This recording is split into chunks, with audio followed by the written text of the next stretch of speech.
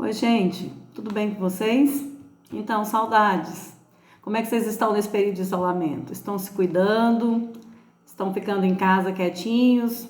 Então, nós estamos separados fisicamente, mas não estamos virtualmente, né? Estamos ligados de forma online. E a gente vai dar continuidade, então, à nossa disciplina e às nossas discussões.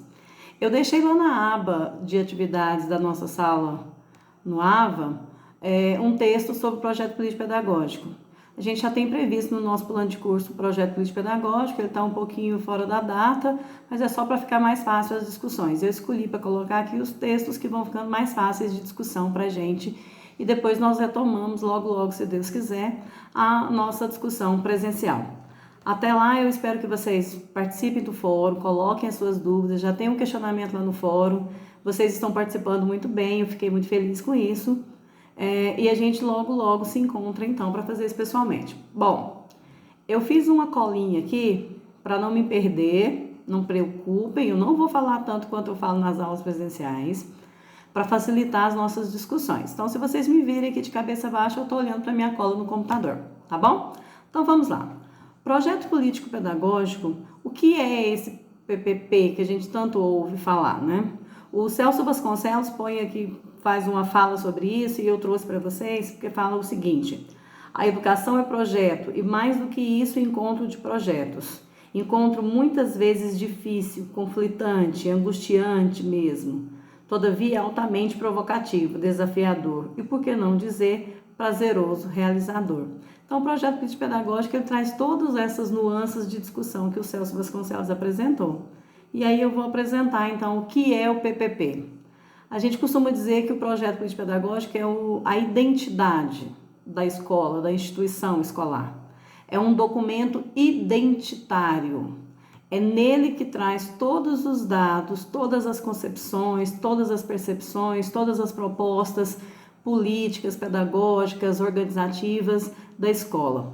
E aí eu trouxe também uma outra definição que fala que é um instrumento que define o ser da escola, a sua identidade, o modelo pedagógico que é aplicado, os objetivos, a metodologia do ensino, o perfil do aluno que deseja formar, o perfil dos educadores, as estratégias de avaliação dos processos de ensino e aprendizagem, contemplando a diversidade do campo em todos os seus aspectos, tanto nos aspectos sociais, culturais, políticos, econômicos, de gênero, geração e etnia. Então é um projeto, é um documento bastante amplo e que por sua amplitude, por sua importância, é um documento que não cabe só a equipe gestora fazê-lo. Daí a importância e a necessidade da participação de todos na construção desse documento. Durante muito tempo, o PPP foi guardado, engavetado, ele foi feito só para proforma, só para inglês ver, só para cumprir determinação. E agora a gente começa a perceber, já há alguns anos, poucos, a gente começa a perceber que é nele que a gente descreve, que a gente ganha autonomia e ganha liberdade para fazer aquilo que nós compreendemos, o que seja a educação. Então aí a gente começa a perceber a importância dele. O Libânio, José Carlos Libânio, fala que o projeto representa a oportunidade de a direção, a coordenação pedagógica, os professores e a comunidade tomarem sua escola nas mãos, definir seu papel estratégico na educação das crianças, jovens e organizar suas ações visando atingir os objetivos que se propõe. É o ordenador, o norteador da vida escolar. Isso é segundo Libânio. Só um segundo. Projeto político-pedagógico ou proposta pedagógica. O que é esse projeto político-pedagógico e por que esses termos? Projeto, político e pedagógico.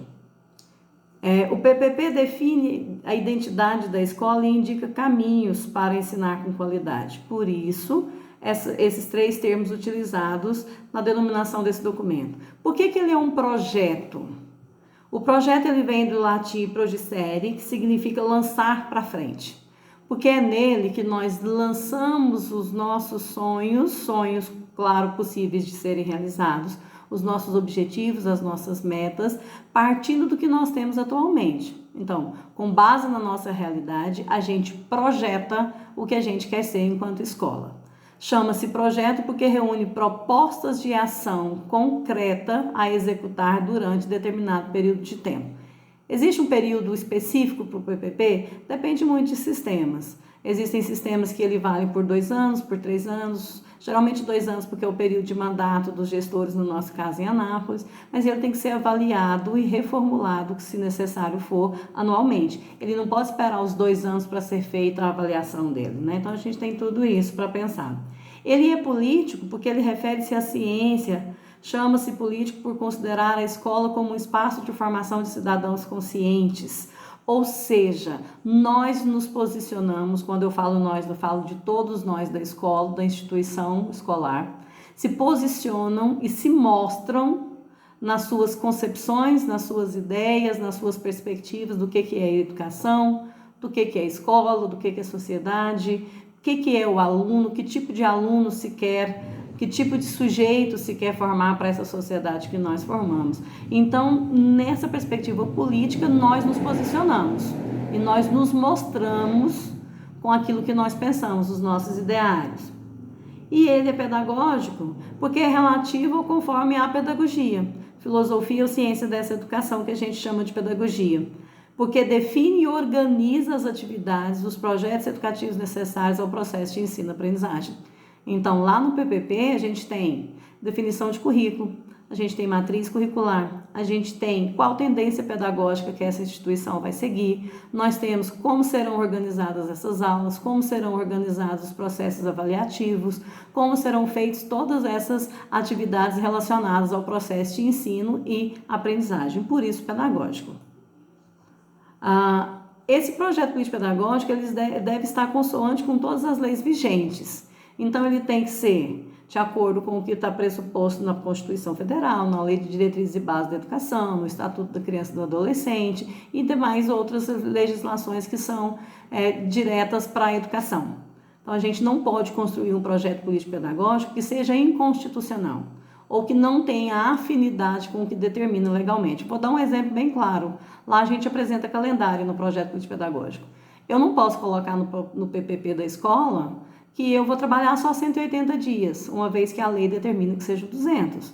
Então, nós devemos estar pensando em tudo que há a legislação da educação. E aí, agora a gente tem Base Nacional Comum Curricular, diretrizes curriculares para a educação básica, para a educação infantil, para o ensino fundamental.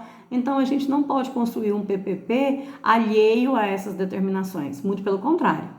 Cabe à escola, com todos os seus segmentos, lembrando que o PPP, para ser considerado uma prática democrática, ele tem que ter participação de todos os sujeitos, professores, administrativa, equipe gestora, claro, pais e alunos. Então, todos esses segmentos têm que participar. E isso a gente precisa deixar bem claro, que demanda de nós, escola, de toda a escola, um processo de estudo sobre todas as leis e determinações que tem no nosso cenário educacional. Antes de tudo, ele exige um comprometimento de todos, o envolvimento no processo. E o papel do gestor, além de orientar e encaminhar, é promover condições para que todos esses sujeitos participem. Ele é o articulador desse processo. Ele não é o único responsável, ele não é o mais responsável, mas ele tem a responsabilidade maior no processo de articular toda essa participação. Talvez seja uma das tarefas mais difíceis, né, de fazer com que todos participem de forma de tomada de decisão, no processo de tomada de decisão. Então, esse papel do diretor, ele exige uma habilidade muito grande de relações sociais, de conhecimento de tempos e espaços na escola para que isso possa acontecer. Ao elaborar o PPP, a escola deve destacar quais são os fins e objetivos do trabalho pedagógico, qual é a concepção de criança, de jovem ou de adulto, né, seu desenvolvimento e aprendizagem, o que ela compreende sobre isso, quais são as características da população a ser atendida pela comunidade, qual o regime de funcionamento, a descrição do espaço físico, das instalações e dos equipamentos, a relação de profissionais especificando cargos, funções, habilitação, níveis de formação e tantos outros. Não existe uma única estrutura ou a melhor estrutura para se construir um projeto político-pedagógico. Cada sistema ou cada instituição organiza a sua, de forma que atenda a todos esses elementos que eu falei. Todas as pessoas que pegarem o projeto político-pedagógico dessa escola, eles devem compreender objetiva e claramente tudo que essa escola pretende fazer, o que ela se propõe a fazer. Então, tem que estar bem claro como que essa escola está organizada, o que ela pensa sobre esses sujeitos, o que pensa sobre a educação, como é que ela organiza o currículo, como é que ela organiza os planos de aula, como é que ela avalia se ela trabalha com projetos ou não, quais são esses projetos. Então, tudo isso tem lá. Então, a escola tem que mostrar a sua cara dizendo qual é a sua missão, qual é a sua visão, quais são os seus objetivos a curto, médio e longo prazo, o que ela pretende fazer para resolver os possíveis problemas que essa comunidade ou essa escola tenha. Então, tudo isso tem que estar muito claro no projeto político-pedagógico. Eu tenho uma estrutura para passar, que é a estrutura que a gente utiliza aqui na cidade, no município de Anápolis, nas escolas municipais. Mas para não ficar muito demorado esse processo de vídeo, de gravação, para não cansar vocês, eu vou postar depois lá na aba de atividades qual é essa estrutura, tá? Só os tópicos da estrutura. Eu quero que vocês leiam o texto, coloquem as suas dúvidas lá no fórum e a gente vai conversando. Nos vemos pessoalmente breve, eu penso que vai se resolver muito brevemente todo esse problema, né? Confiamos muito em Deus para que isso aconteça, mas que até lá vocês se resguardem. Desejo muita tranquilidade e saúde para vocês e para sua família. Beijo para todos, até mais!